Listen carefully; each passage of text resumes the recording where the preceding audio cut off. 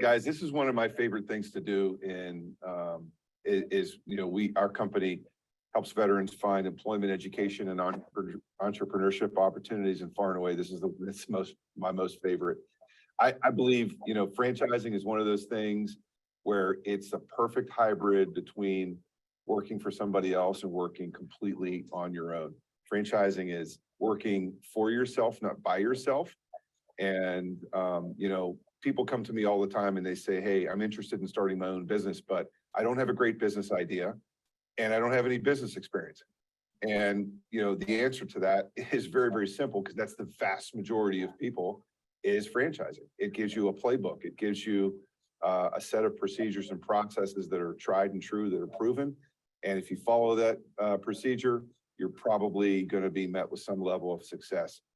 Proof is in the pudding. 1 out of every 7 franchise owners is a military veteran. The franchising community loves us, and we are a really, really good fit for them. Exhibit A, my friend from St. Augustine, Jacksonville, Florida area here today joining us, Mr. Josh Ambrose, Mosquito Hunters franchisee down there, and a proud Marine Corps veteran. Like Rachel said, Josh, welcome. Yeah, thank you for having me. I appreciate it. Tell us a little bit about, so we're going to spend about 20 minutes together here, casual conversation, just talking Q&A about your journey path. Let's start with that journey path. Just give us a brief background, if you would, what you did in the Marine Corps. Pretty much everything. So I started off enlisted for 7.5 years working on air conditioners. I got commissioned through the MESEP program and had a flight contract that way. Went through all the flight school and everything, got winged in 2008. Didn't necessarily make it out of the RAC flying F-18, so then I transitioned to be a logistics officer in 2009 timeframe. And I finished out my last 12 years as a logistics officer, serving all over, Iraq, Afghanistan, Japan, all over the United States with multiple types of units. Very nice, very nice. So then you took the globe and anchor off and you exchanged it for that logo over your left shoulder there, in some capacity. Yeah. So business ownership, when did that occur to you that was something that you wanted to pursue? I never thought I would be a business owner, to be honest with you. I always thought business ownership was for somebody that came from a lot of money, which I didn't, or had an entrepreneurial mindset, which I didn't. I always kind of took the safe bet a lot of times. I stick with the Marine Corps, I can get a pension, things like that. But, if you were trying to successfully transition out of the military, you really want to start it 2 years before you actually get out. And that's what I was doing. So during that process, when I was figuring out what I wanted to do next, I started the networking and everything. Is actually how I landed my job, at Bank of America, which I know you'll talk about. But during that process, I came across Amazon's DSP program, where essentially you're kind of like a franchisee, but without necessarily the royalties that kind of support you. But it's really hard to get a territory. And I had a good buddy that flew with me in the Marine Corps that is a pilot in Delta. It was during COVID, furlough time, and he was looking to try something else. So I put him in touch, gave him some information about the DSP program, but little did I know he already knew about it. There was just no territories available near where he was. And so then a franchise consultant reached out to him through LinkedIn, and he started going down the path of figuring all this out. And next thing you know, I'm never one to close door. So, I just wanted to hear what he had to say to learn more about it. And after talking to him, I'm like, this might be something that I could do. Next thing you know, it just took off from there. Started working with a franchise consultant, honing down what industry I wanted to do. Personal tests were taken. Could they try to pair, a certain person's personality up that's with successful franchisees in that brand? So I found the industry I wanted to do, and then it was just kind of finding the franchise that I wanted to go with. And I tell you what, I don't think I'll ever look back. I didn't know I was meant for business ownership until I became a business owner. Yeah, that's, and that story is not atypical, right? Because I think a lot of people think, it's for, you got to have a gazillion dollars. We talk to people all the time that say, because most of us think of franchising, they think of restaurants and they think of McDonald's and Chick-fil-A and some of the big names that are out there. And yeah, those things are really expensive and frankly, financially out of reach for most people.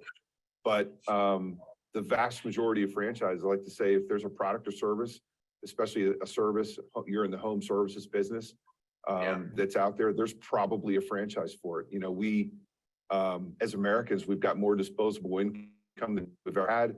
We don't spend our weekends checking off things off of the honey-do list, or like I was raised doing chores all weekend. Right? Our kids are doing things in organized activities. We're spending our weekends doing other things. We outsource a lot of the things that we used to do in-house.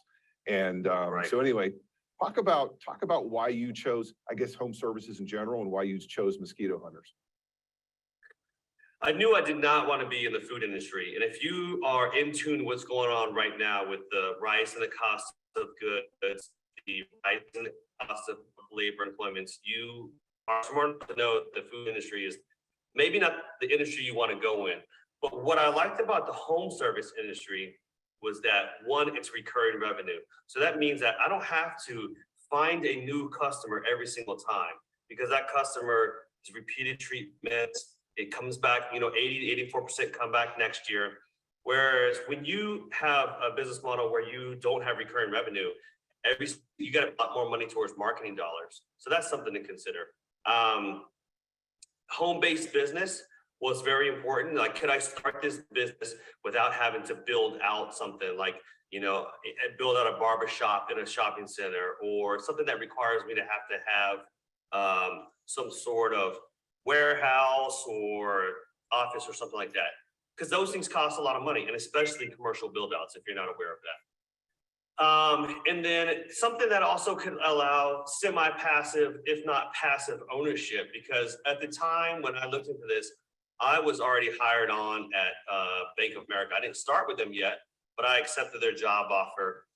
And I knew that I was not going to be able to run the business. I had my terminal leave and a little bit of time before I started with the bank, but that gave me time to get the business going and get people and processes in place so that I could shed it off to them and then go dedicate my time to Bank of America. So recurring revenue, home-based business, not a high startup, and semi-passive ownership were all kind of things that I didn't know I was looking for, but as I started to go through the discovery process, talking to people, I'm like, oh, that's actually much better. And I realized that those are some of the core things that now, if I was to give any advice to somebody to maybe look out for, or at least know what they are for each industry or brand you're going for. Yeah, really good stuff. I guess, is it with Mosquito Hunters in particular, is it typical that people have full-time employment outside of the franchise ownership, or is it more typical that they're kind of doing it on a full-time basis as their primary thing?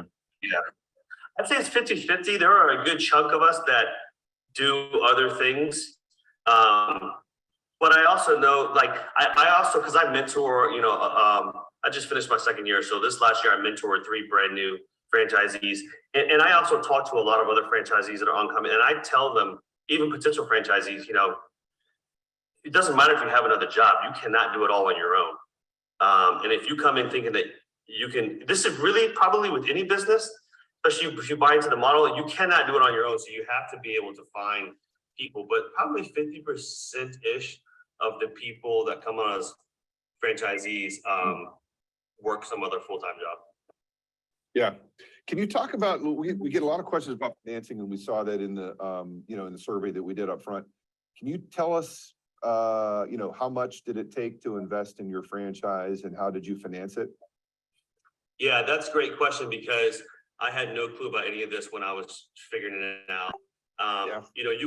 There's multiple different avenues. You could sell your home and take the profit from that to fund it. You could do a ROB, which is a rollover for business startup, where you take 401k or TSP money and you form a C corporation, and you basically take that retirement and put it into your retirement for your company. And that's how you fund it.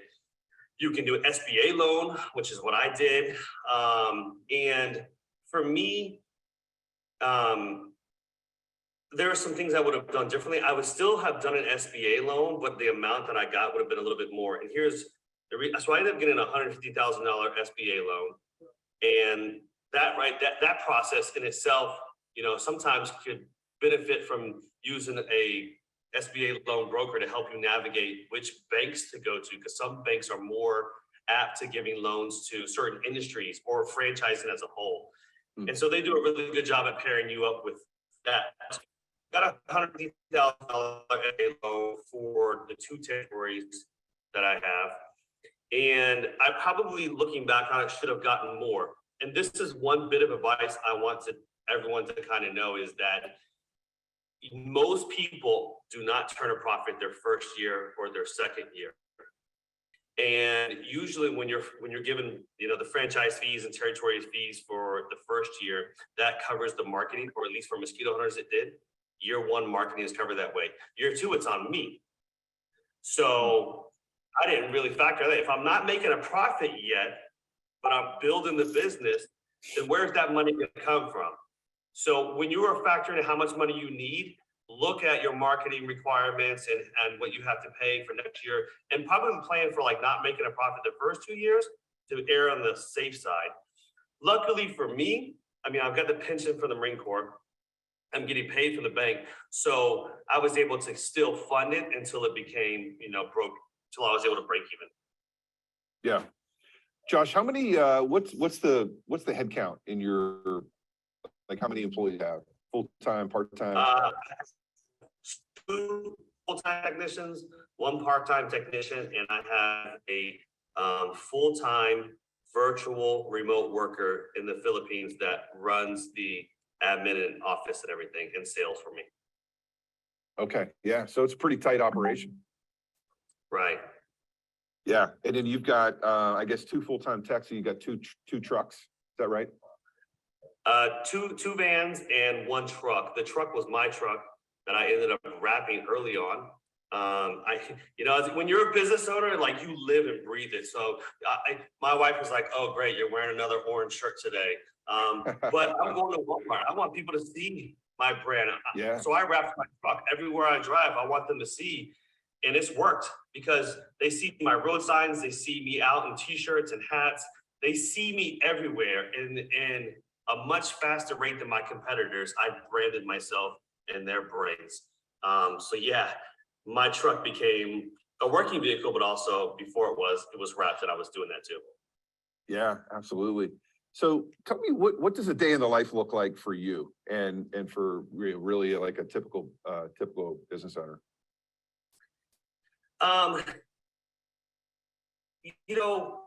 Because I have people running me a lot at this point, I am involved when they need me and some things come up, but I still do all the QuickBooks and accounting.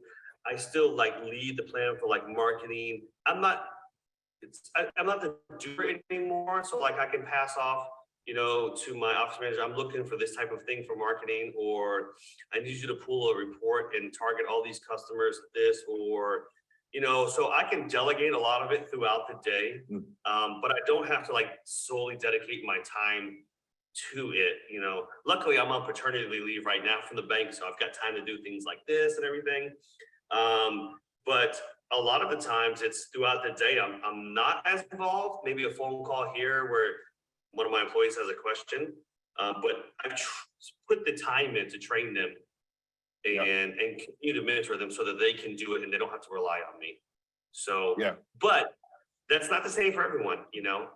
If you were coming in looking at doing this job, doing the sprays or being the technician and being the ground game person and business owner, it's a full day. It's a full-time effort, So I do a lot, but I don't do a lot of the other stuff that some people do.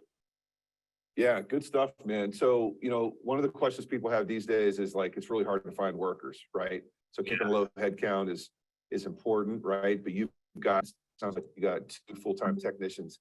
How hard is it to find those folks and keep them? Well, this answer would be different given this audience than what I'd probably give normally. And my 2 full-time technicians are Marines. If you can find somebody that was in the military or if you can find somebody that specifically was in your branch of service, you'll have that connection with them. And that it's really the connection you have with your employees is what helps them stay and want to be there and find employees. You know, the military has, just as much, we're a microcosm of society in the military. So we have the goods and bads. But the other thing too is you've got some military experience. So when during the interviewing process, you can figure out what type of person they were in the military, and you have a better chance at knowing more about them just on the qualifications, the ranks they achieved, the time frame they were there, what they did in the military. That can help you be a better judge of character.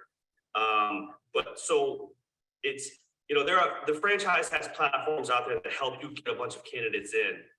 Finding people and getting candidates in isn't hard, but finding the right ones and then foster a relationship with them so that they stay with you for a long time is, I think, something that all of us are good at, because the longer you've been in the military, the better you are at mentoring and like building them up. Yeah, good stuff.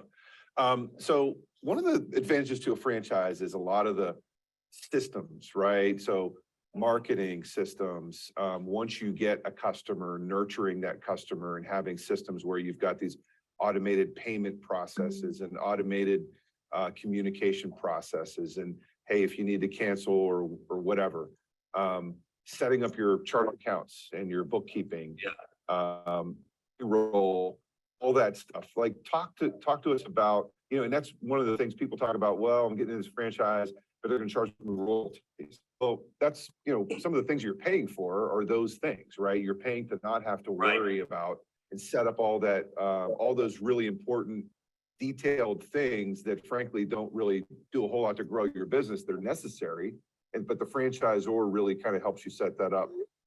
Talk to us about the level of support that you have with regard to that stuff, and what would that store like if you didn't have that infrastructure?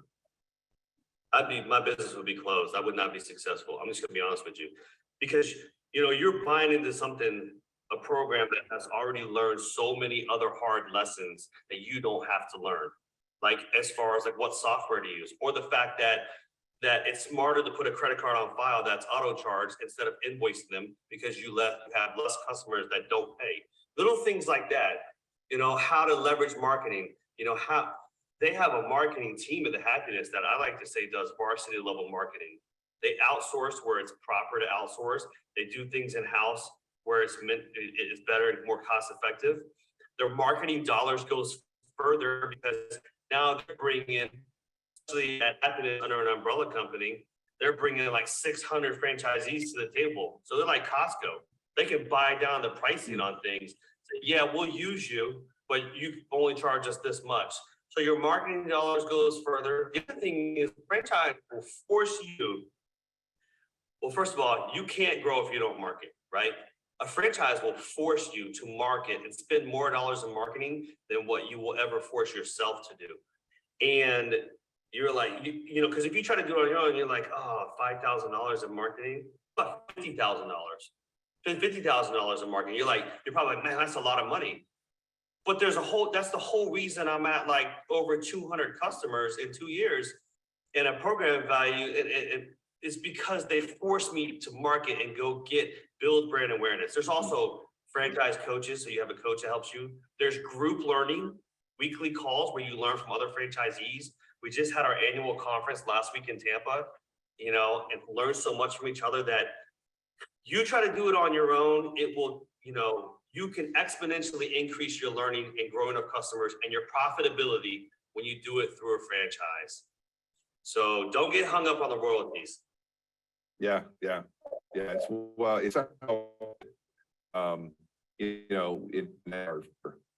you're certainly getting your money's worth. So last couple of questions. We're going to wrap up here shortly. What are your biggest challenges? Let's see, tracking them, I've been doing well, but I realized last week at our conference that I'm not really tracking our numbers. I'm kind of just spending. And so one of my weaknesses has been my challenge where I need to know my numbers better, my finances better.